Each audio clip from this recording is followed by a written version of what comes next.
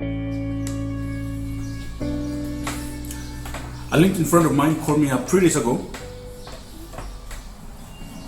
and took me out for coffee, afternoon coffee. And then over the coffee table, we were discussing things about property because he was interested in purchasing a property, and he wanted me to give him a valuation, opinion on the property. We were discussing, and he mentioned something about all this property information on the social media like Facebook, especially Facebook.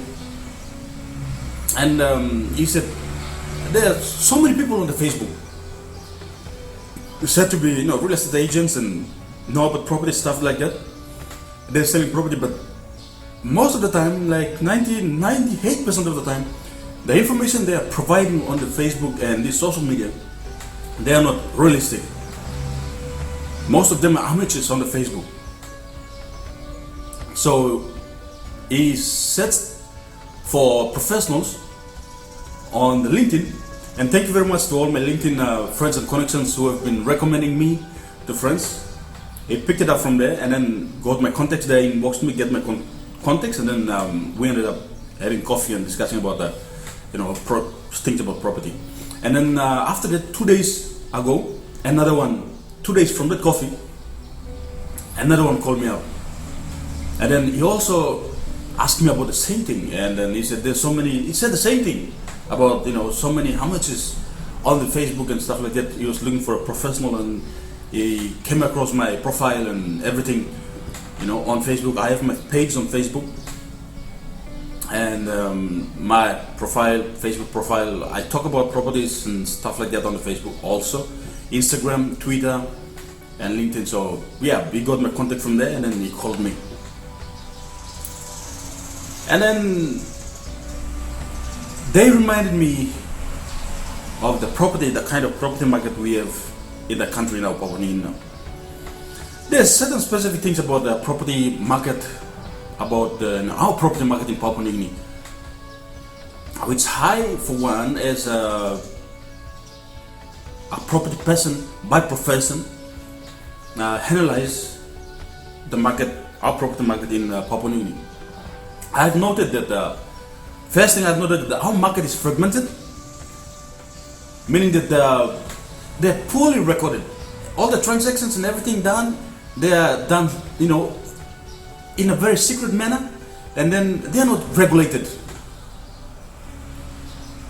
This leads to the, point out the need, which is the second point. We need to have a central agency or an institution that will govern all these things in Papua New Guinea, which we don't have right now. So this will now, if we have one, it will bring us to the third point, the third thing, which is a central or physical focal point, a central place where all our market transactions has to be done, property transactions, which we don't have right now in Papua New Guinea. That is why the fourth point, it is difficult for us to find average figures for property transactions, or provide an appropriate sample in order to provide statistical analysis that will help in understanding our property market, which we are finding it hard. We are fighting hard for it now in the market in Papua New Guinea now. That is why it brings to the fifth point, which is how market in Papua New Guinea, property market in Papua New Guinea, it's complex in nature. It is complex in nature. It is very diverse. So the sixth thing you come to think about is how market as national, regional, and local variations. Property market. The property market tends to be very much localized, and then it's disorganized and varies in classifications in Papua New Guinea, especially our property market in Papua New Guinea. Like for instance, the geographical, differences, the type of property, their locations, and then the quality of property, and then the value and the size of property, it all varies.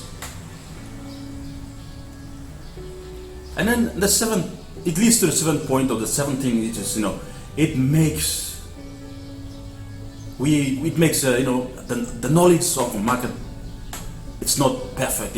We have an imperfect knowledge of a market. Within marketing, there is no central price or listings such as you find in the stock market. The stock market, they have a central listing where all the stock prices are listed. In a market now, no. I've noted certain the companies and organizations that are trying to have listings and have this kind of platforms or all the property markets and listings. I'm really happy about what the Soft has done. They're trying to have a central platform where all the property listings and stuff like that will be shown. This is very good.